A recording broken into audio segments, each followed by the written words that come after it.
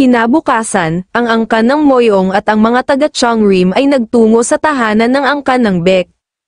Nakilala ko na ang pinuno at ang kanyang aura ay talagang kahanga-hanga. Siya ay talagang mukhang makapangyarihan gaya ng sinasabi ng marami. At saka isa pa, nais ko ding makita ang Scholar Sword kahit isang beses man lamang. Narinig ko kasing ang kanyang martial arts ay kamangha-mangha, sabi ni Tak. Ang lalaki palang nakilala ko kahapon ay isang anak ng angkan ng Baek, sabi ni Jin Leon. Ani, gusto mo din ba siya? Tanong ni Pang Moa kay Jin Leon. Ano ba iyang sinasabi mo? Hindi ganon ang ibig kong sabihin, sagot ni Jin Leon. Hindi ko alam na may isang tao na katulad niya sa angkan ng Baek. Sa tingin mo ba, magaling siya sa pakikipaglaban? Sabi muli ni Pang Moa. Hindi ako sigurado, sagot ni Jin Leon, di ba't sinabi mo na Hejon ang iyong pangalan? Ako naman si Jin Moyong, dahil mas matanda ako ng 1 taon sa iyo, maaari kitang kausapin ng formal, sabi ni Jin kay Hejon. Sige, mixing sagot ni Hejon, marunong ka bang makipagkamay? Alam mo ba kung ano ang ibig sabihin nito? Ito ay isang gawain na ginagawa ng mga taga-kanluran. Ito din ay madalas na ginagawa ng ating pamilya at sa buong Beijing. Ang kailangan mo lamang gawin ay hawakan ang aking kamay, sabi muli ni Jin kay Hejon. Agad namang nakipagkamay si Hejon kay Jin, ngunit, sa halip na kaliwang kamay ang kanyang gamitin, kanang kamay ang kanyang ginamit. Kaya naman, sinabi ni Yigang na kailangan niyang turuan si Hejon ng tamang pakikipagkamay. Narito na tayo. Sabi ni Ji Pyong at binuksan nito ang pinto at pumasok na sila sa loob ng Ruby Training Hall. Ito ang Ruby Training Hall, inirekomenda ng pinuno na dalhin kayong lahat dito upang kayo ay magkakilala. Pagpapatuloy na sabi ni Ji Pyong, narinig ko, ito ay parang isang sagradong lugar na kung saan, ang direktang angkan lamang ng angkan ng Baek ang maaaring makapasok. Nagsasanay bang mag-isa dito ang iyong kapatid? Tanong ni Tak kay Yigang. Hindi naman, nagsasanay din naman ako dito paminsan-minsan, sagot ni Yigang. Ganun ba? Sa palagay ko, ang pangunahing kagalingan ay mahalaga kapag ang iyong katawan ay marupok, sabi muli ni Tak. Marupok, pero, di ba't nanggaling siya sa angkan ng mga martial artist, sabi ni Pang Moa. Ipinanganak siya na mayroong Taiyin Chi blockage, kaya naman, hindi siya marunong ng martial arts, sabi naman ni Jin. Ganun ba? Nakakalungkot naman, sabi muli ni Pang Moa. Hindi, may mga usap-usapan na siya ay tamad at hindi sibilisado. Puro kahihiyan ang kanyang mga ginagawa, sabi muli ni Jin. Hoy, ikaw, sabi naman ni Hejon kay Jin at pinalo nito si Jin sa likuran nito. Bakit, pwede bang gumalang ka naman, kung tutuusin? Parang nakakatanda mo na din akong kapatid, sagot ni Jin. Hindi ko gustong magkaroon ng nakakatandang kapatid na katulad mo. Ang taong iniinsulto mo ay ang aking nag-iisang nakakatandang kapatid. Ilabas mo ang iyong espada, sabi muli ni Hejon. Hindi ba natin sila aawatin, sabi ni Jin Leon kay Tak. Ayos lamang iyan, hayaan natin silang maglaban, sagot ni Tak. Huwag mo akong kamuhian dahil wala akong awa, sabi ni Jin kay Hejon. Nagsimula ng maglaban sina Hejon at Jin gamit ang kani-kanilang mga espada. Ngunit hindi nagtagal, biglang umubo si Yigang. Ayos ka lang ba? Bakit may lumabas na dugo? Tanong ni Jin Leon kay Yigang. Ayos ka lang ba? Gulat na sabi ni Hejon at ito ay sobrang nag-aalala para sa kanyang kapatid. Ayon naman kay Jin, pagkakataon na niyang manalo laban kay Hejon kung siya ay aatake habang abala si Hejon kay Yigang. Ngunit, naisip naman ni Jin na kung sakaling aatake siya kay Hejon sa ganoong pagkakataon, ang kanyang isang pagiging kilalang disipulo ay masisira. Pero, hindi nag-atubili si Jin at inatake pa din niya si Hejon. Ngunit, agad naman itong napansin ni Hejon at nakaiwas ito sa pag-atake ni Jin. Sa halip na gumamit ng espada bilang ganti sa pag-atake sa kanya, sinuntok nito si Jin gamit ang kanyang kaliwang kamao, at pagkatapos, umatake muli si Heijen gamit na ang kanyang hawak na espada. Agad na nabitawan ni Heijen at Jin ang kani-kanilang hawak na espada, nagpatuloy pa din sa paglalaban ang dalawa at sa pagkakataong iyon, naglaban sila gamit na ang kanilang mga katawan. Tama na iyan, tumigil na kayong dalawa, nakalimutan na ba ninyo na ito ay isang tunggalian para sa kapakanan ng pagkakaibigan, sabi ni Tak kina Heijen at Jin. Masyado kayong nadala ng inyong mga emosyon, sabi naman ni Ji Pyong. Hahaha, syempre, ito ay talagang posibleng mangyari dahil ito ay sa pagitan ng mga batang katulad nila. Pero hindi ko inaasahan na magkakaganito silang dalawa. Pinigilan ko silang dalawa, pero, sayang at walang nanalo sa kanilang dalawa, sabi muli ni Tak. Nang mga sandaling iyon, si Jin ay gulat na gulat pa din dahil sa ginawang pamamaraan ng pag-atake ni Heijen. Ayon kay Tak, sinira ni Jin ang pagkakataon at ito ay nagdulot ng kahihiyan sa kanya at sa kanilang buong pamilya. Umayos ka na, sa aking palagay ay nahihiya ka lamang sa iyong mga nagawa, sabi ni Tak kay Jin. Ikaw naman, mas dapat mong malaman na kailangan mong mag-focus kaysa hayaan ang iyong sarili na magambala sa panahon ng isang tunggalian, sabi naman ni Higang kay Heijen. Pero, umubo ka kasi ng dugo, sagot ni Heijen, madalas itong mangyari. Kaya naman, huwag ka masyadong magdrama, sabi muli ni Higang. Bakit naman hindi, nag-aalala lamang ako sa iyo, sabi muli ni Heijen.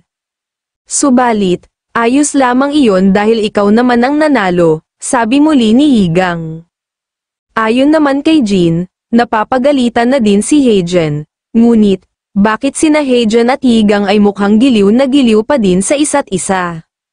Nanalo, sa palagay mo ba ay nanalo ang iyong kapatid? Seryosong tanong ni Tak kay Higang.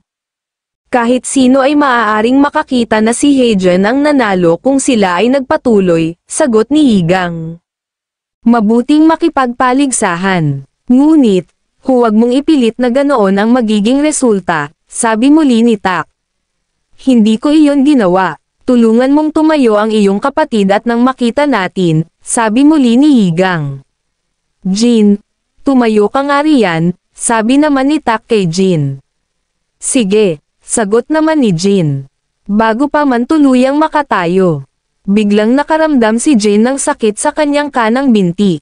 Anong nangyari sa iyo at hindi ka makatayo? May masakit ba sa iyo? Tanong ni Tak. Mayroong tinatawag na Taiyin Meridian Cloud Dragon setting. Dahil tumama ang kamay ni Heijen sa pressure point sa ibabang binti ni Jin, ang binti nito ay magkakaroon ng sakit na magtatagal sa halos 1 oras. At ito ang magiging dahilan upang matalo siya sa labanan nila ni Heijen, paliwanag ni Higang. Nakita mo iyon? Tanong ni Tak. Oo, sa aking palagay ay nakita ko iyon, sagot ni Higang. Hindi maaari, walang paraan ang isang mahinang tulad niya na makakita ng isang bagay na kahit ako ay hindi nakakakita, sabi ni Tak sa kanyang isip. Hahaha, nakakahiya naman, kahanga-hanga ang iyong mga mata, sabi muli ni Tak. Wala lamang iyon, nakangiting sagot ni Higang, hindi mo naman iyon malalaman kung hindi ko sinabi sa iyo. Pero, nakakagaan ng pakiramdam. Hindi ba? Sabi ng matandang lalaki kay Higang. Hindi ko sila hahayaang kumilos na para bang tabla lamang ang naging resulta, sagot ni Higang. Hindi naman makapaniwala si Jin Lian sa mga sinabi ni Higang. Inakala kasi nito na si Higang ay parang isang ordinaryong tao lamang. Ani, sabi ni Pang Moa. Bakit? Ano iyon? Tanong ni Jin Lian kay Pang Moa. Medyo nagugustuhan ko siya. Seryosong sagot ni Pang Moa. Makalipas ang ilang oras, sina Higang at Heijen, kasama sina Tak, Jin at sina Jin Lian at Pang Moa ay nasa hapag na upang kumain ng hapunan. Ang angkan ng Bek ay mayroong isang napakahusay na tagaluto. Napakasarap ng mga pagkain, sabi ni Tak, sa aking palagay, ang aming tagapagluto ay nagmula sa Beijing, sagot ni Higang. Ang mga taga-Moyong na iyan ay arogante at mapanlinlang. Kaya naman, huwag kang basta-basta maniniwala sa kanila. Sinasabi ko ito sa iyo para sa iyong sariling kabutihan, sabi ng matandang lalaki kay Yigang. Heto, kainin mo ito, sabi ni Pang Moa at akmang susubuan nito si Yigang ng pagkain. Ano naman iyan, sabi ni Yigang, karne ng manok, sagot ni Pang Moa. Hindi iyan ang ibig kong sabihin, sabi muli ni Yigang. Dali na, ibuka mo ang bibig mo, sabi muli ni Pang Moa.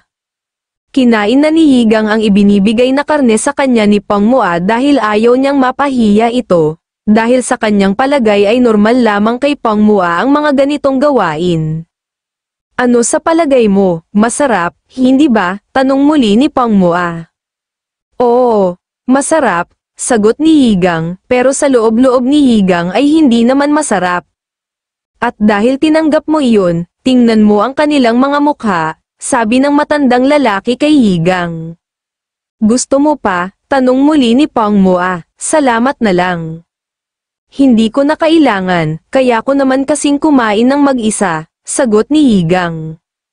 Sige, sabi muli ni Pang Moa, hay nako, para namang hindi ito lalaki. Medyo naiinis na sabi ni Jin. Ikaw, medyo mayabang iyang ugali mo, alam mo bang ipinapahiya mo ang iyong kuya, sabi ni Yigang kay Jin. Bakit ba ganyan ang pagtrato mo sa kanya, sagot ni Jin. Iginagalang ko si Tak dahil mas matanda siya sa akin. Pero ikaw, hindi ka marunong gumalang sa mas nakakatanda sa iyo, nakakahiya, sabi muli ni Yigang kay Jin, pero, bakit si Heijen, hindi rin naman niya iginagalang ang mas matanda sa kanya, sabi muli ni Jin, tama si Yigang, dapat na gumagalang kayo sa mas nakakatanda sa inyo, nakangiting sabi ni Tak, sige na, medyo dismayadong sabi muli ni Jin, ano ulit ang sinabi mo, tanong muli ni Yigang, pasensya na, sabi muli ni Jin, bakit mo naman ginawa iyon, tanong ng matandang lalaki kay Yigang. Gusto ko lamang makita kung ano ang magiging reaksyon ng kanyang kuya, sagot ni Yigang. Si Tak Moyong ay anak ng tinaguriang Scholar Sword at pinuno ng angkan ng Moyong. At ito ay may masayahing mukha, ang kanyang Start Cloud Sword technique ay kilala sa pagiging napakagaling. Siya ay palaging nakangiti, ngunit, siya ay may malalim na kalupitan sa kanyang kalooban. Iyan ay nabasa ko sa mga dokumento ng Housek, palagi siyang nakangiti ngayon, pero, sino bang nakakaalam kung ano ang iniisip niya sa ngayon, paliwanag ni Yigang. Pero, mayroong isang tao na mas kailangan mong pagtuunan ng pansin ngayon kaysa sa kanya. Ito ay si Jin Leon, sabi ng matandang lalaki, napatingin naman si Yigang kay Jin Leon at napansin ito ni Jin Leon. Kaya naman naisip nito na bakit kaya nakatingin sa kanya si Yigang.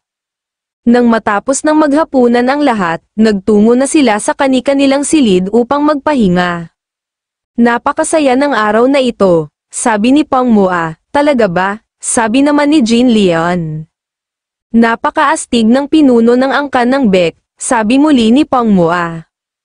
Pero, maiba ako, medyo hindi maganda ang pakiramdam ko kay Jin Moyong. Pagpapatuloy na sabi ni Pang Moa. Bakit mo naman nasabi iyan, hindi siya ganon ka-terrible. Pero, kung ginawa lang sana niya ang best niya, hindi sana siya ganoon kadaling natalo. Ngunit, sobra siyang kinabahan nang siya ay matalo dahil siya naman ang unang umatake, sabi muli ni Jin Leon. Nanalo sana ako sa kanilang dalawa kung nilabanan ko sila, seryosong sabi ni Pang Moa. Pero, napansin mo ba kanina, panay ang sulyap sa iyo ni Yigang, pagpapatuloy na sabi ni Pang Moa. Talaga ba? Hindi ko napansin, sagot ni Jin Leon. Baka naman may gusto siya sa iyo, sabi muli ni Pang Moa. Ha, ano ba iyang mga sinasabi mo? Hindi naman siguro, baka naman napatingin lamang talaga siya sa akin, sagot ni Jin Leon. Nandyan ba kayo sa loob? Sabi ng isang taong dumating sa silid ni na Jin Leon at Pang Moa. Oo, pasok ka, sagot ni Jin Leon. Bumukas ang pinto at ang pumuntang ito pala ay isang tagapagsilbi, Nais pong makita ni Young Master Yigang si Jin Leon, sabi ng tagapagsilbi. Ako ba? Bakit naman kaya? Gulat na sabi ni Jin Leon. Oo, ikaw nga po, hinihintay ka ni Young Master Yigang ngayon sa may hardin, sabi muli ng tagapagsilbi. Moa, lalabas muna ako sandali. Hintayin mo ako, babalik din ako kaagad, sabi ni Jin Lian. Siguro, magtatapat na sa iyo si Yigang. Maaari ba akong sumama? Sagot ni Pang Moa. Ano ka ba? Ako na lang ang pupunta. Tumigil ka nga riyan. Nagkakamali ka ng iniisip, sabi muli ni Jin Lian. Hay nako, ang pagsisikap na pakalmahin siya ay talagang mahirap. Buti na lamang at hindi siya nagpumilit na sumama sa akin, sabi ni Jin Lian sa kanyang sarili. Narito na ako. Nais mo daw akong makita.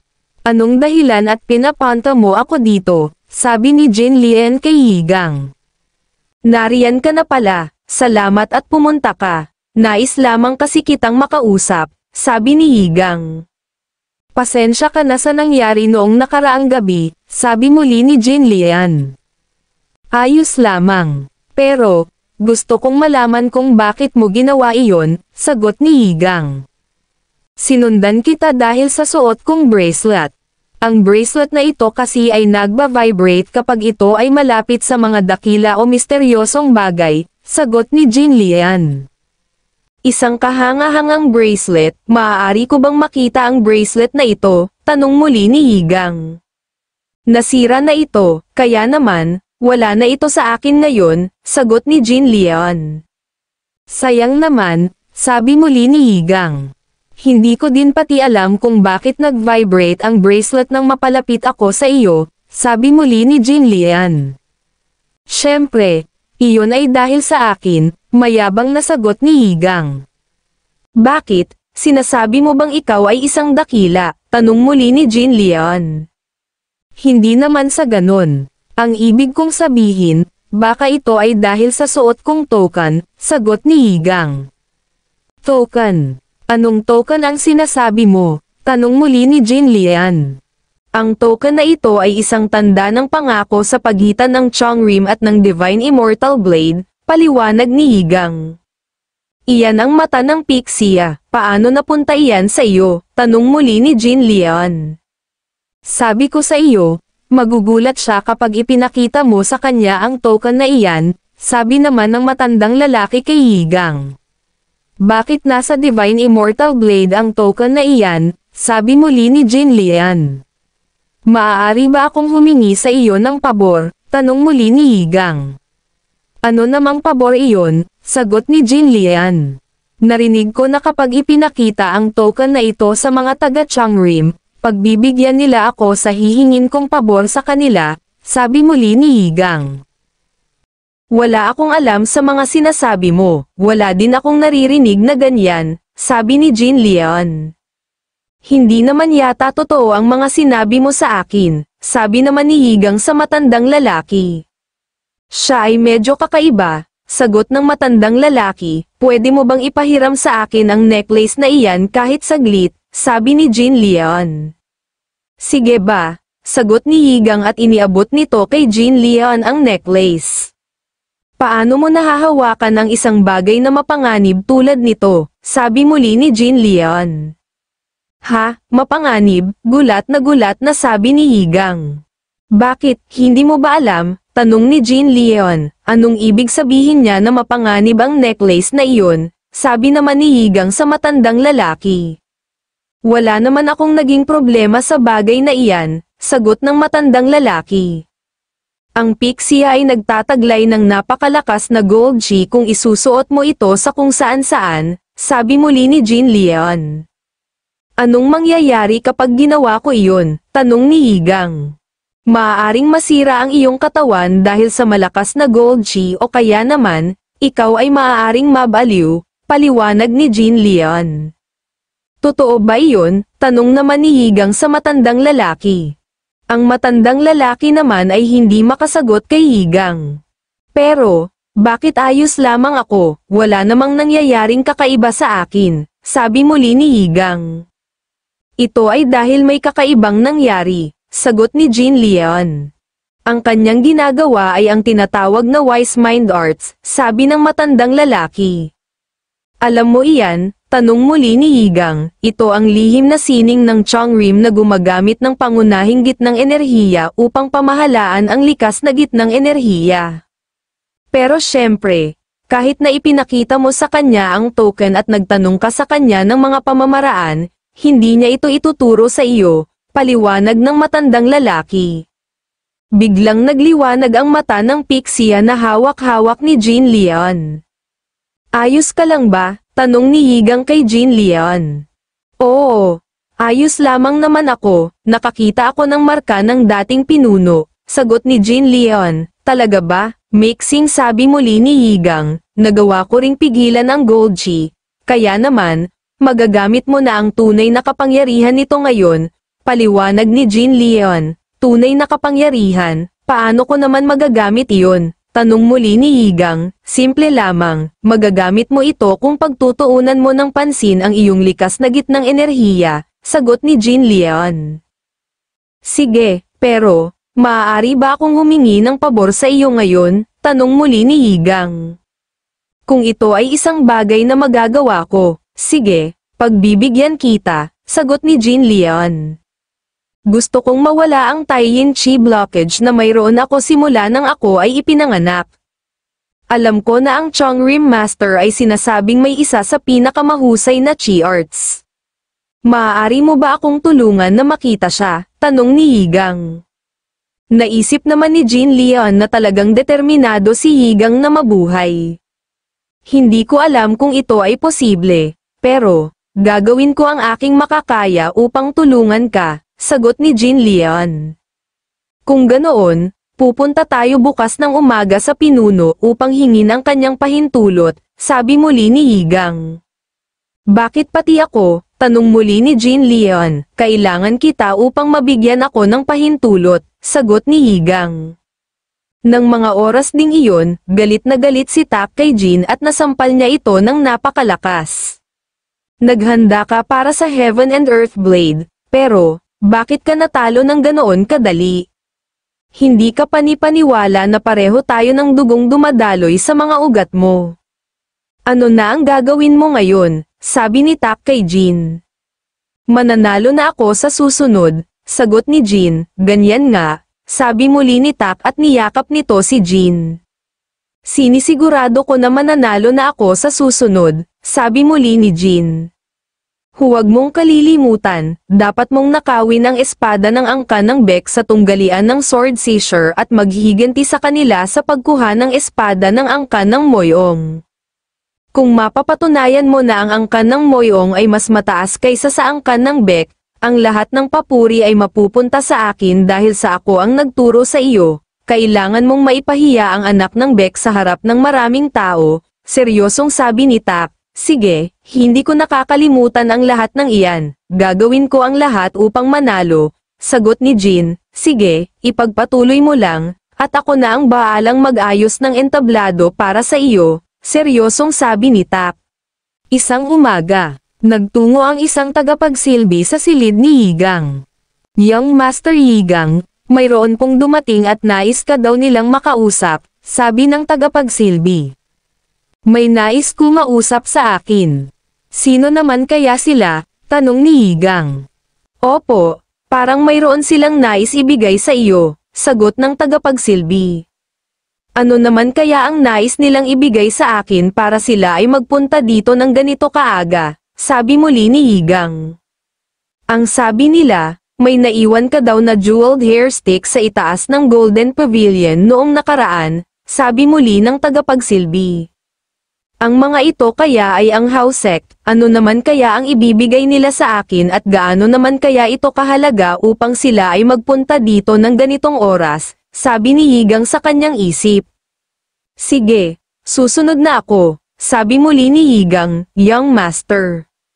Kamusta ka na? Sabi ng lalaking dumating kay Yigang.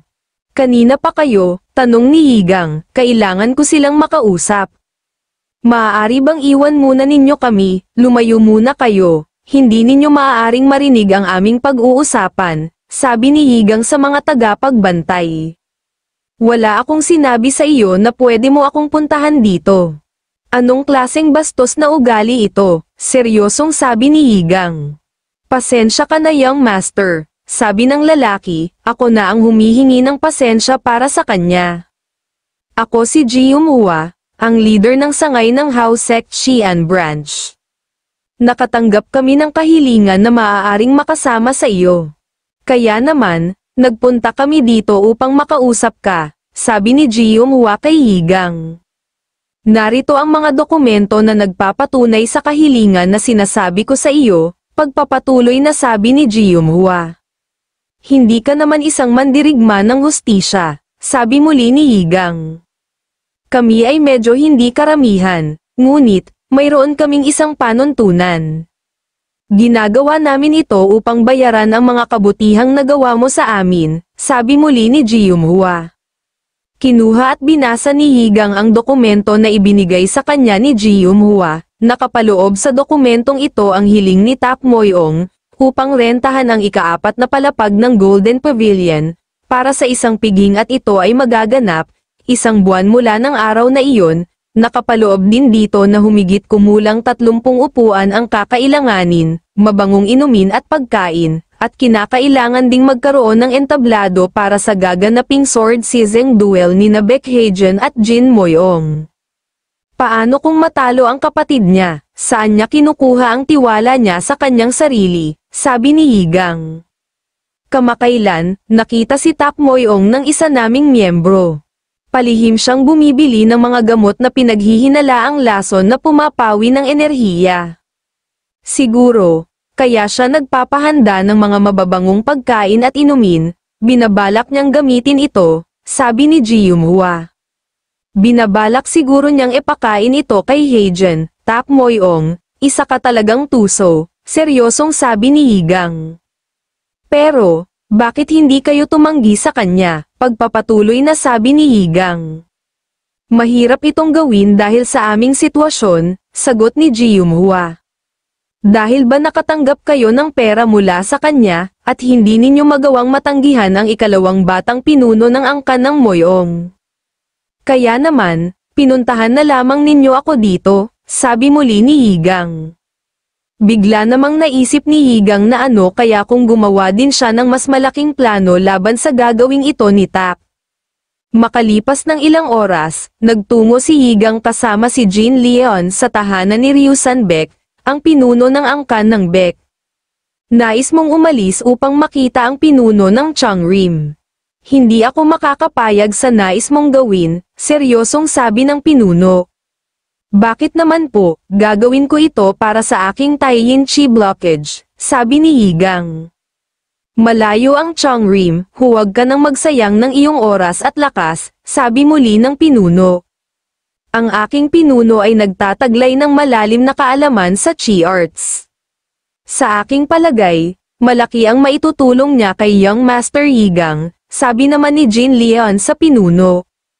Ikaw ay isang alagad lamang, nagsasalita ka laban sa pinuno ng walang anumang garantiya, sabi muli ng pinuno. Patawad po, sagot ni Jin Leon, naiintindihan ni Yigang kung bakit ganon na lamang magdesisyon ang kanyang ama.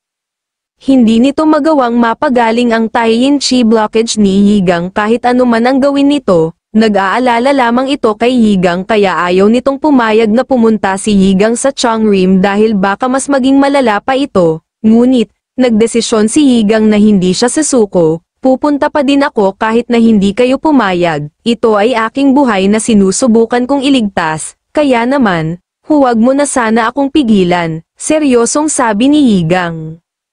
Ang lakas ng loob mo na magsalita sa akin ng ganyan. Hindi mo nga magawang tumayo sa harapan ko ng mag-isa, galit na sabi ng pinuno kay Yigang. Napakalakas na enerhiya, hindi kakayanin ni Yigang ang ganito kalaking enerhiya, sabi ni Jin Leon sa kanyang isip. Pupunta pa din ako sa Changrim, sabi muli ni Yigang na medyo nakakaramdam ng kaunting takot. Pabigatin mo ang iyong katawan at balutin mo ang iyong kaisipan. Pag ginawa mo iyon, kahit ang espada ng isip ay hindi magagawang patayin ang iyong pag-iisip, sabi ng matandang lalaki. Alam ko kung bakit ayaw mo akong payagan, nakita mo na walang naging pagbabago sa akin kahit na pinakain na ninyo ako ng Millennium Snow Ginseng. Alam ko na nawalan ka na ng pag-asa, sabi muli ni Yigang. Paano mo nalaman ang lahat ng iyon? Gulat na sabi ng pinuno. Pero, ayaw kong sumuko, gagawin ko ang lahat para mabuhay ako. Naiintindihan ko na ikaw ay nag-aalala, ngunit, wala akong balak na umupo na lamang habang hinihintay ang araw na ako ay mamatay, seryosong sabi ni Yigang sa pinuno.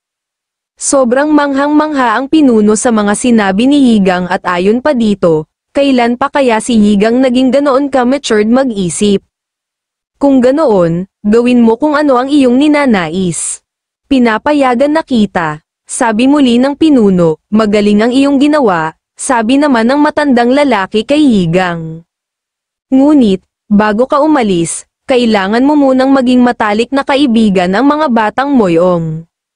Para sa kaalaman mo, ang Moyong at ang Bek ay nasa hindi magandang ugnayan. Noong mga bata pa kami, ako ay lumaban sa isang sword season duel sa kanilang scholar sword. Ngayon, kaming dalawa naman ay mga pinuno na, mahirap at nakakailang para sa amin ang magkaayos, paliwanag ng pinuno. Hindi pa din ba nila nakakalimutan ang tunggalian na iyon? Tanong ni Yigang, makikitid ang isip ng mga Moyong, magaling silang magtanim ng sama ng loob, sagot ng pinuno, napabuntong hininga na lamang si Yigang, sige na nga, para sa kapakanan ni Heijen, gagawin ko ang iyong ninanais, sabi muli ni Yigang sa pinuno. At para na din sa kapakanan mo, wala ka ni isang kaibigan, sabi muli ng pinuno. Maiba po ako, ama, maaari ba kitang makausap ng tayong dalawa lamang? May isang bagay pa akong gustong itanong sa iyo, sabi muli ni Yigang. Kung ganoon, maiwan ko na muna kayo, pinuno, aalis na po ako, sabi naman ni Jin Lian. Makalipas ang 2 linggo, si Jin ay patuloy pa din na nagsasanay sa Ruby Training Hall. Medyo nagamit ko na ang lahat ng aking gitnang enerhiya. Pero, magaan pa rin ang pakiramdam ko. Sa tingin ko, ang aking pamamaraan ay talagang napakahusay. Pero, teka lang, pinanunood ba kaya ako ni Heijen habang nagsasanay, sabi ni Jin sa kanyang isip. Ngunit, ng mga oras ding iyon, si Heijen ay abalang-abala din sa kanyang pagsasanay. Ano ba naman iyan, hindi man lang siya lumilingon dito sa kinatatayuan ko. Hindi ba normal na maging interesado na panoorin ang ginagawa ng iba kung nagsasanay ka sa tabi ng iyong katunggali? Medyo natutunan ko na din ang pamamaraan na kanyang ginagawa. Kapag naglaban muli kami, gagawin ko ito laban sa kanya, sabi muli ni Jin sa kanyang isip. Ano iyang ginagawa mo? Bakit mo ako tinititigan? May nais ka bang sabihin sa akin? Tanong ni Heijen kay Jin. Hindi, iniisip ko lamang kung pupunta din dito ang iyong kapatid upang magsanay, pagdadahilang sagot ni Jin. Hindi siya pupunta dito, masyado siyang abala ngayon, sagot ni Heijen. Sigurado ka ba, baka naman may sakit lamang siya kaya hindi siya pumupunta dito, sabi muli ni Jin. Itigil mo ang bibig mo, seryosong sabi ni Heijen, bakit? Totoo naman na mahina ang iyong kapatid, sabi muli ni Jin. Malakas ang aking kapatid, nagawa pa nga niyang manalo laban sa akin dati, sabi muli ni Heijen. Ha, hindi yan totoo, gulat na sabi ni Jin. Seryoso ako, hindi ko man lamang nailapat ang kamay ko sa kanyang katawan at lumipad ako sa isang suntok niya sa akin, sabi muli ni Heijen, nagsisinungaling ka, sabi ni Jin, hindi ako nagsisinungaling, nagsasabi ako ng totoo, teka nga lang, abala ako sa aking pagsasanay, huwag mo akong kausapin, sagot ni Heijen, at ayon pa kay Heijen, hindi niya sasabihin kay Jin na naglalaro lamang naman talaga sila ni Yigang, ano ba, magkwento ka pa sa akin, sabi muli ni Jin. Bigla namang bumukas ang pinto ng Ruby Training Hall. Nagsasanay pala kayong dalawa, sabi ni Yigang kina Heijen at Jin. Hang, nagpunta ka din ba dito upang magsanay? Tanong ni Heijen. Oo, medyo nakapagpahinga na ako, kaya naman, naisipan kong pumunta dito, sagot ni Higang. Bakit kaya hindi tayo maglaban gamit ang kahoy na espadang ito, pagpapatuloy na sabi ni Higang. Kaya mo ba, mayroon ka bang sapat na lakas, tanong muli ni Heijen. Oo naman, maayos na ako, sagot ni Higang, pero, nanunood si Jin, pabulong na sabi ni Heijen kay Higang. Ano naman ngayon kung nanunood siya, sabi muli ni Higang.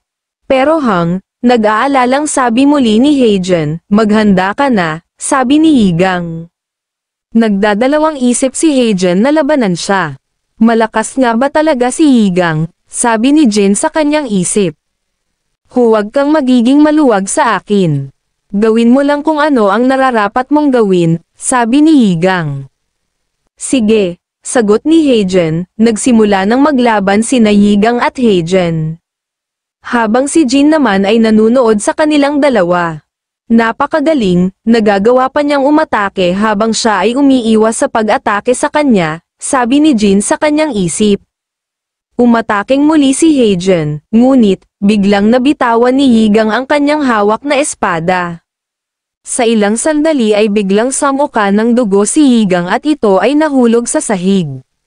Bigla namang natigilan si Heijen at naisip niya kung ano kaya ang kanyang nagawa upang mangyari iyon kay Higang. Agad na tumakbo si Heijen palapit kay Higang. Samantalang, si Jin naman ay natulala dahil sa pangyayaring iyon. Hang, anong nangyari sa iyo? Gumising ka. Sabi ni Heijen kay Higang at ito ay sobrang nag-aalala para sa kanyang kapatid. Anong nangyari sa iyo, Hang? Gumising ka, natatarantang sabi ni Heijen.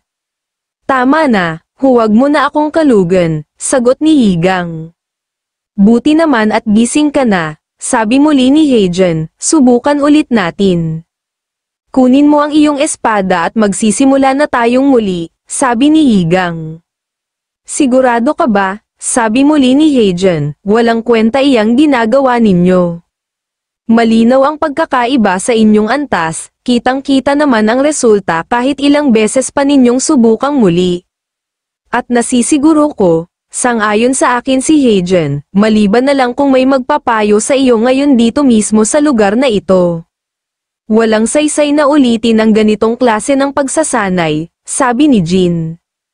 Ganun ba, hindi ba tinuruan mo si Heijen kung paano makipagkamay? Gusto ko din itong makita, sabi ni Higang kay Jin. Sige, sasabihin ko sa iyo kung nais mong malaman, ganito lang ito kasimple, sagot ni Jin, at gaya din nga ng ginawa ni Heijen, hinawakan din ni Jin sa kanang kamay si Higang gamit ang kaliwang kamay nito. Mali ang iyong ginagawa, ganito ang tamang pakikipagkamay, sabi ni Higang at hinawakan nito ang kanang kamay ni Jin gamit din ang kanyang kanang kamay. Bakit ganito ang pakiramdam ko? Ito ang naramdaman ko noong una akong natutong makipagkamay. Umaarte akong mayabang habang ginagawa ito, pero, mali naman pala ang aking ginagawa.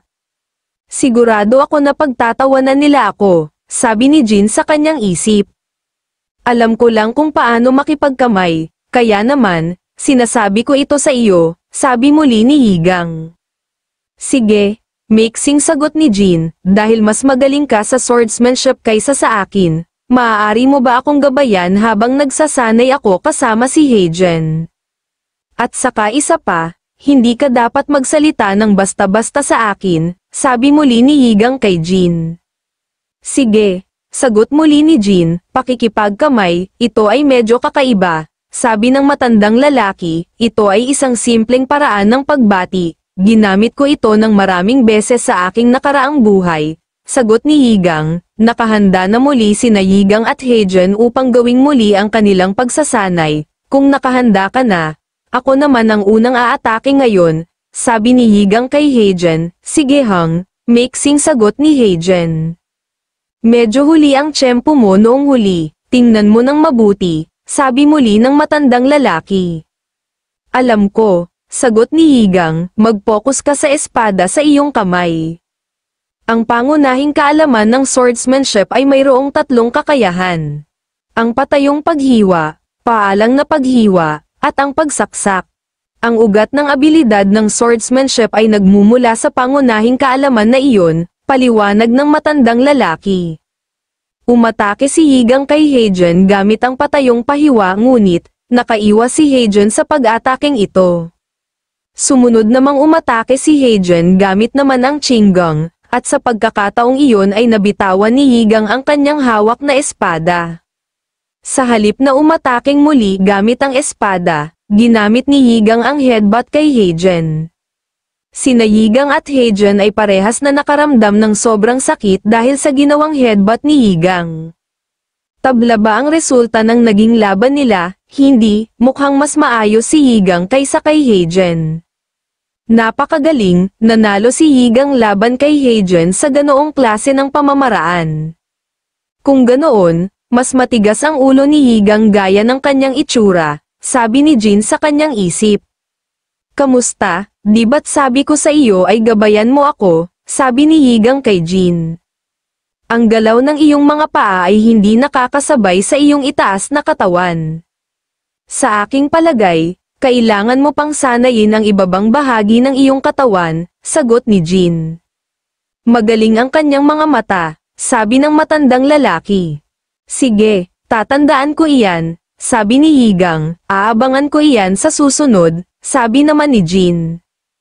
Ang ibig ba ninyong sabihin ay magsasanay tayo ng magkakasama, gulat na sabi ni Heijen.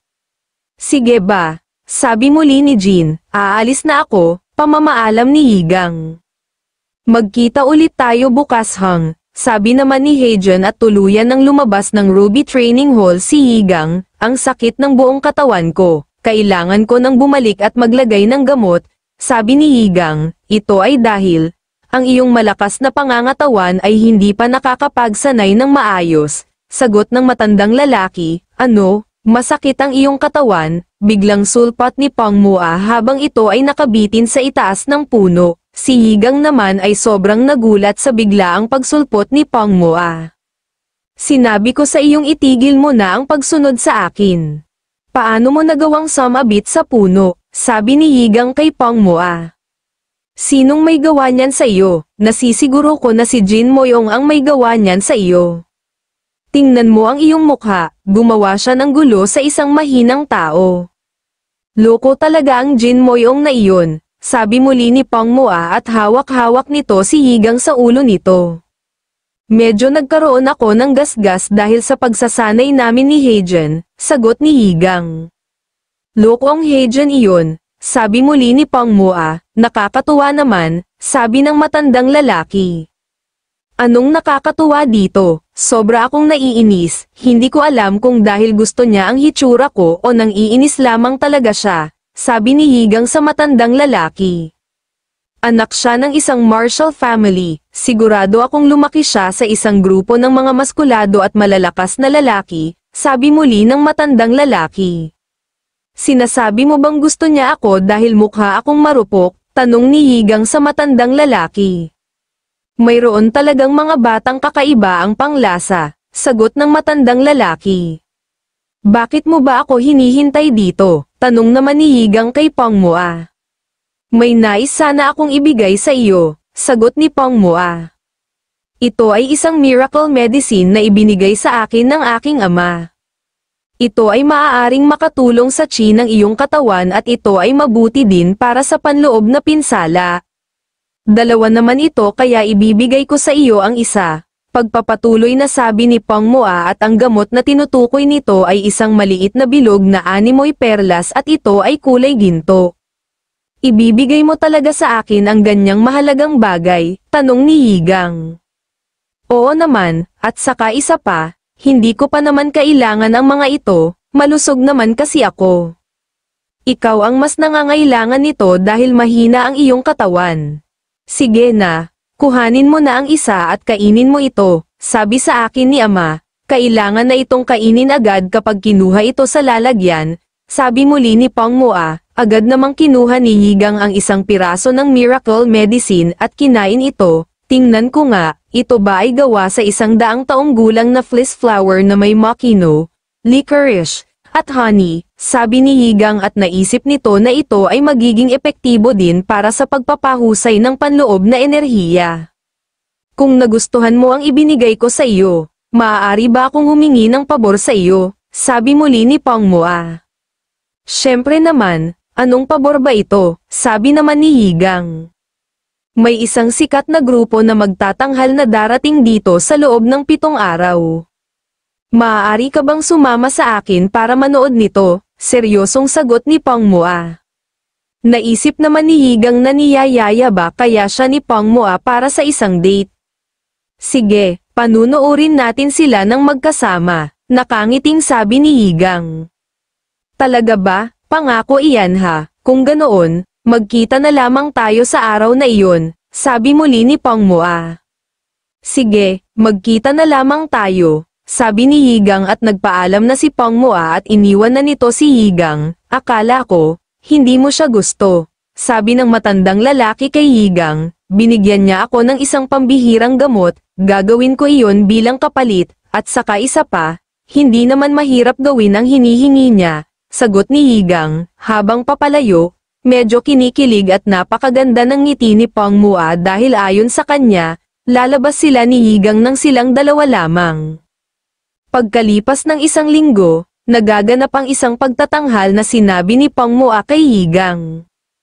Ito ay isang pagtatanghal ng isang swordsman na gumagamit lamang ng isang kamay laban sa 5 swordsman na tumutugis sa kanya. Tanggapin mo na ang iyong kapalaran bilang isang kriminal. Wala ka nang mapapagtaguan, sumuko ka na, sabi ng isang babaeng swordsman na tumutugis sa isang swordsman na iisa ang kamay. Iwinasiwas naman ng swordsman na may isang kamay ang kanyang hawak na espada, at ang pagwasiwas na ito ay parang isang kidlat ng dahil sa sobrang bilis nito. Sa isang pag-atake lamang, nagawa niyang patayin ang lahat ng 5 miyembro ng Murem Alliance. Medyo mahusay ang kanilang pag-arte, seryosong sabi ni Higang. Ang kanyang sword technique ay medyo kakaiba, pero, ito ay napakahusay, sabi naman ni Pangmoa. Ayos, sa tingin ba ninyo, totoong mga dugo iyon, sabi naman ni Heijen. Siguro, pero, sa aking palagay, ito ay isang bagay na katulad lamang ng dugo, sagot ni Higang. Ang paggawa ng isang pagtatanghal na tungkol sa isang swordsman na iisa ang kamay at kaaway ng Jianghu ay isang napakahusay na ideya, sabi naman ni Tak. Nang mga sandaling iyon pala, sa halip na si Higang lamang ang nakasama ni Pangmoa sa panonood ng pagtatanghal, nakasama din nila sina Heijen, Tak, Jin, at Jin Leon. At ayon kay Pangmoa, hindi ito ang kanyang naging plano at ang nais niyang mangyari.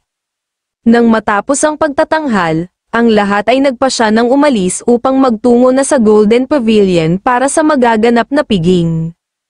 Ang sarap manood ng pagtatanghal na tayo ay magkakasama ng ganito. Isang napakagaling na pagkakataon na ginanap ang pagtatanghal na ito sa araw din mismo ng piging na aking inihanda. Sabay-sabay na tayong pumunta sa Golden Pavilion para kumain ng hapunan, sabi ni Tak, nakilala ko ang swordsman na may isang kamay isang beses sa aking buhay, siya ay talagang dalubhasa, kaya naman, ako ay interesado sa kanya. Nakakagaan ng pakiramdam na makapanood ng pagtatanghal na katulad ng ating pinanood, sabi ng matandang lalaki kay Higang, sa aking palagay, mas nasasabik ka pa kaysa kina Pangmoa at Heijen na mapanood ang pagtatanghal na iyon, sagot ni Higang. Habang naglalakad, mayroong isang batang lalaki ang biglang bumangga kay Higang. Agad na hinawakan ng mahigpit ni Higang ang batang lalaking ito sa braso nito. Bitiwan mo nga ako, nasasaktan ako, sabi ng batang lalaki kay Higang. Ibalik mo sa akin ang pera ko na kinuha mo, sabi naman ni Higang sa batang lalaki at naisip niya na siguro, ang batang lalaki na ito ay isa din sa mga taga-house sect. Ano bang mga sinasabi mo? Wala akong alam, hindi ko kinuha ang pera mo. Inosente ako, sabi muli ng batang lalaki kay Higang. Wala bang nagsabi sa iyo kung sino ako, mukhang hindi ka naturuan ng mabuti ni Jium Hua, sabi muli ni Higang. Naisip naman ng batang lalaki na bakit kaya kilala ni Yigang ang kanilang branch manager. Huwag mo akong galitin at magsabi ka na lamang ng totoo sa akin, pagpapatuloy na sabi ni Yigang. Nasaksihan naman ni Tak ang pangyayari at agad itong lumapit kina Yigang. Masyado kang malambot, seryosong sabi ni Tak at agad nitong binunot ang dala nitong espada sa lalagyan nito. Iwinasiwas ni Tak ang kanyang espada at nahagip nito ang ilang hibla ng buhok ng batang lalaki. Ang batang lalaki naman ay medyo nakaramdam ng takot dahil sa ginawa ni Tak. Ang bukong-bukong, ang aking bukong-bukong, mangiyak-ngiyak na may kahalong takot na sabi ng batang lalaki. Maraming mga batang magnanakaw na nagtatago ng kanilang mga ninakaw na bagay sa kanilang bukong-bukong, sabi ni Tak at kinuha niya ang ninakaw ng batang lalaki kay Yigang sa bukong-bukong nito. Matapos kunin ay ibinigay ito ni Tak kay Yigang. Dadalhin mo ba siya sa kulungan? Tanong ni Tak kay Yigang. Hayaan na lamang natin siya, hindi naman ito ganoong kalaking problema, sagot ni Yigang. Ikaw ang bahala, sabi muli ni Tak, mag-iingat ka sa susunod. Sabi naman ni Tak at inilahad nito ang kanyang kamay upang tulungang makatayo ang batang lalaki. Maraming salamat, sagot naman ng batang lalaki, matapos hawakan ng batang lalaki ang kamay ni Tak, bigla itong nakaramdam ng animoy malakas na kuryente.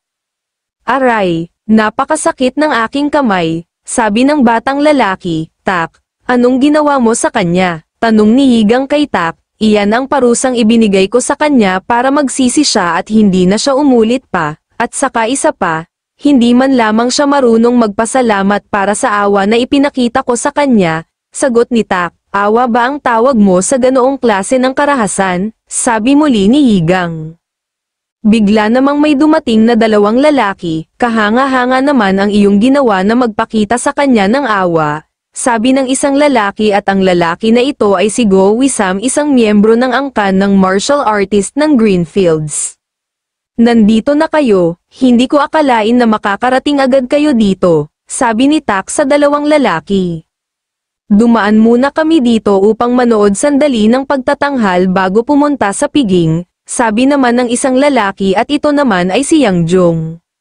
Si Yang Jong naman ay isang Seven Lightning Blade Sect martial artist. Kung sila ay mga martial artist ng Xi'an, dapat nakilalanin kanila, sabi ng matandang lalaki kay Yigang. Para silang mga bata, sagot ni Yigang, bakit hindi na lang tayo pumunta ng sabay-sabay sa Golden Pavilion, sabi ni Yang Jong kay Tak. Maganda sana iyang sinabi mo, subalit, mayroon akong kasama, sagot ni Tak. Sino naman iyang kasama mo? Tanong ni Yang Jong, hindi mo ba siya nakikilala? Siya ang bantog na si Young Master Yigang ng angkan ng Bek, sagot ni Tak. Napakatagal na nang huli tayong magkita, kaya naman, hindi kita nakilala. Natutuwa akong makita na mukhang maayos ka, sabi naman ni Yang Jong kay Yigang. Oo, maraming salamat sa inyo. Talagang natuwa ako sa miracle medicine na iniregalo ng inyong sect leader sa aking pinuno. At saka isa pa, di ba't lagi kayong nakabuntot sa inyong sect leader? Kayo sina Seven Lightning Blade Sect na si Yang Jong at si Go Wisan na nagmula sa angkan ng Greenfields. Kung hindi ninyo kayang kabisaduhin man lang ang itsura ko, mas mabuting idilat ninyo ang inyong mga mata kapag naglilibot kayo sa publiko. Magkita na lamang tayo mamaya, sabi naman ni Yigang. Nagtungo na ang lahat sa Golden Pavilion upang dumalo sa gaganaping piging. Naihanda mo na ba lahat ng iniutos ko sa iyo? Sabi ni Tak sa lalaking taga-house sect. Oo, sinabi ko na sa tagapagluto ang lahat ng dapat niyang gawin, sagot ng lalaki, magaling, kung ganoon, tanggapin mo ito. Sabi ni Tak at binigyan nito ang lalaki ng isang gintong bagay. Hindi mo naman kailangang ibigay sa akin ang natitirang bayad ngayon, sagot ng lalaki. Hindi iyan ang natitirang bayad, iyan ay aking isang regalo para sa iyo. Kapag hiningi ko sa iyo ang purong gintong alak, ihalo mo ito sa alak na iyon, sabi muli ni Tak. Maaari ko bang malaman kung anong uri ng gamot ito? Tanong muli ng lalaki kay Tak. Sinakal ni Tak ang lalaki sa leeg nito. Gusto mo ba talagang malaman? Tanong muli ni Tak. Hindi na, sagot ng lalaki, sana ay hindi mo ako biguin, sabi muli ni Tak. Hindi kita bibiguin, sagot naman ng lalaki. Hindi ka dapat magkamali, dapat na magawa mo ito ng maayos, seryosong sabi muli ni Tak. Sige, mixing sagot muli ng lalaki, ilang sandali pa sa ikaapat na palapag ng banquet hall. Ang lahat ay naroon na para sa gaganaping piging, ang mga pagkain ay talagang katangi-tangi at ang mga ito ay mukhang napakasarap. Pero, mas naiintriga ako sa purong gintong alak na iyon. Kung makakainom lamang sana ako noon, sabi ng matandang lalaki. Narinig ko na ang lugar na ito ang pinakamahusay upang malaman ko ang tungkol sa alak na iyan, sabi naman ni Higang. Bigla namang dumating si Tak, nakahanda na ang lahat ng pagkain. Magsimula na tayong kumain, sabi ni Tak, tapos ka na ba sa kung ano man ang dapat mong gawin, tanong ni Higang kay Tak. Oo, pasensya na kung pinaghintay ko kayo ng matagal. Bakit hindi ka muna uminom bago kumain, pero, hindi ako sigurado kung nasa maayos kang kondisyon para uminom ng alak, sagot ni Tak. Hindi ako makakahindi sa purong gintong alak, sabi muli ni Higang. Agad na uminom si Higang ng alak, ngunit, hindi naman niya ito tuluyang nilunok. Isa kang tunay na lalaki, sabi naman ni Tak, bakit napakatahimik mo naman yata? Hindi mo ba nagustuhan ang mga pagkain? Tanong naman ni Tak kay Jin. Hindi ganon, sagot ni Jin, bakit mo iniluwa ang napakahalagang purong gintong alak? Hindi ba ito masarap? Tanong ng matandang lalaki kay Higang. Napakalakas ng amoy nito, hindi ko alam kung mapapansin ito ng karamihan kahit na may nakalagay itong lason na nakawawala ng enerhiya, kahit na itago ang lason sa ganoong lasa at bango ng alak, kaagad namang mapapansin ni Hejon na mayroong abnormal na nangyari sa kanyang katawan kung sakaling mainom niya ito. Ano kaya ang pinaplano nitong si Tak? Sabi ni Higang, gusto mo pa bang uminom ng alak? Tanong muli ni Tak kay Higang, hindi na muna, magpapahinga lang muna ako sandali, sagot ni Higang. Bakit kaya ang bait ni Tak kay Higang Bek? Tanong ni Yang Jong. Dahil siguro sa sila ay parehong nanggaling sa 7 Great Clan. Kaya naman, hindi niya basta-basta maiiwasan si Higang, sagot naman ng isa pang lalaking kasama ni Yang Jong. Ang pag-iisip pa lang ng umarte ng maganda sa kanya ay nagdudulot na ng pangingilabot sa aking katawan, sabi muli ni Yang Jong. Pero, ang galitin si Higang, alam kong medyo napabayan siya ng kanyang pamilya. Pero, okay lang ba talaga, sabi muli ng lalaki, nasa likod natin si Tak. Kaya naman, ano ang ikinatatakot mo, kung gagawin lang natin ng maayos ang ating trabaho at ang galitin natin si Higang, sinabi ni Tak na tutulungan niya tayong makapasok sa Murem Alliance. Walang tagumpay kung walang panganib, ito ay isang pagkakataon na hindi na natin makikita muli sa ating buhay. Aalis muna ako sandali, sagot ni Yang Jong, agad naman lumapit si Yang Jong kay Higang. Young Master Higang, naparito ako upang kumuha ng inumin mula sa iyo. Nabalitaan kong tinambangan ang lugar na iyong tinutuluyan. Narinig ko na maraming tao ang namatay. Hindi ka man lamang ba nakaramdam ng takot tungkol dito? Bakit hindi tayo magbuhos ng inumin para sa mga namatay, sabi ni Yang Jong kay Higang. Pero, nang dahil sa mga sinabi ni Yang Jong, agad siyang binuhusan ng alak ni Tak. Isang kabastusan iyang ginagawa mo, lumalampas ka na sa linya. Isa kang bastos, sabi ni Tak kay Yang Jong, pero Tak. Hindi ba't, putol na sabi ni Yang Jong, tumigil ka. Huwag mo nang tangkain pang magsalita, sabi muli ni Tak. Ako ay sumama sa iyo dahil pinahintulutan ka ni Tak. Pero, hindi ka mas hihigit pa sa basura, sabi naman ni Go Wisam. Anong sinabi mo, basura? Sabi muli ni Yang Jong, maglaban tayo. Kanina pa kita gustong bugbugin, sabi muli ni Go Wisam kay Yang Jong, dahil may mga importanteng tao dito. Dapat ay magkaroon kayo ng maayos na tunggalian, sabi naman ni Tak kina Yang Jong at Go Wisam, plano ba ni Tak na gamitin niya kami bilang mga kasangkapan, pero, kahit ano pa mang mangyari, kailangan kong manalo sa labang ito, sabi ni Yang Jong sa kanyang isip, binabalewala ako ng mga insektong walang halagang ito, seryosong sabi ni Higang. Biglang lumapit si Higang kay Yang Jong at sobrang ikinagulat ito ni Yang Jong at ayon sa kanya, paanong nagawa ni Higang na lumapit sa kanya ng ganoong kabilis. Sa paglapit na iyon ni Higang ay tinamaan pala niya si Yang Jong sa bandang likod ng tuhod nito. Kaya naman, naging dahilan ito upang matamba si Yang Jong at mahulog ito sa sahig. Gusto mo bang buhusan kita ng inumin? Sabi ni Higang at agad na ibinuhos nito kay Yang Jong ang alak. Tama na, ang mga mata ko, sabi ni Yang Jong at ito ay nakaramdam ng sobrang sakit sa kanyang mga mata dahil nalagyan din ito ng alak na ibinuhos sa kanya ni Higang. Habang si Heejun naman ay lumapit din sa lalaking kasama ni Yang Jong.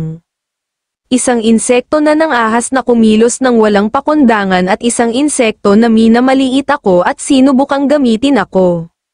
Hindi iyon isang bagay na gagawin mo maliban kung may tiwala kang may susuporta sa iyo. Di ba't tama ako Tak Moyong, sana ay sinabi na lamang ninyo kung gusto ninyong labanan kami. Anong uri ng masamang plano ang nais ninyong gawin? Ganito ba ang mga gustong gawin ng angkan ng Moyong? Seryosong sabi ni Higang. Hoy Higang, ano iyang mga sinasabi mo? Sabi ni Jin habang si Tak naman ay tumatawa lamang.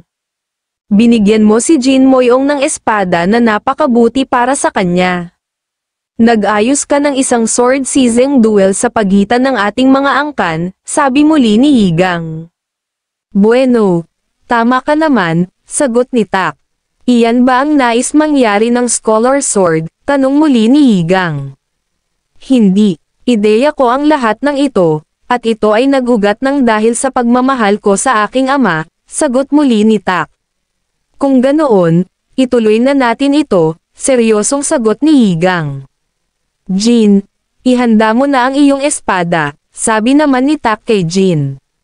Hey Jin, talunin mo siya katulad ng ginawa mo noong huli, seryosong sabi naman ni Higang kay Heejun. Ang Seven Lightning Blade Sect ang pumukaw kay Higang. Pero, bakit ang angkan ng Moyong ang kanyang pinupuntirya? Dapat ay magalit si Tak, pero sa halip ay tinanggap niya ang hamon ni Higang. Anong nangyayari? Sabi ni Jin Leon sa kanyang isip. Bigla naman niyang naalala ang sinabi sa kanya ni Higang na huwag siyang magtataka kapag may hindi magandang mangyari sa magaganap na piging. Ayon pa kay Jin Leon, alam daw ba kaya talaga ni Higang na mangyayari ang lahat ng ito sa simula pa lamang. Ani, anong gagawin natin? Tanong ni Pang Moa. Nagulat ka ba? Sa ngayon ay kailangan muna nating kumalma. Napakabilis ng kanyang paggalaw at nagawa agad niya ibuhos sa bibig ng isang lalaki ang alak, sagot ni Jin Leon, akala ko ay marupok siya. Pero, mayroon pala siyang ibang katangian, sabi muli ni Pang Moa, hay nako, ano ba naman itong si Moa? Sabi naman ni Jin Leon sa kanyang isip.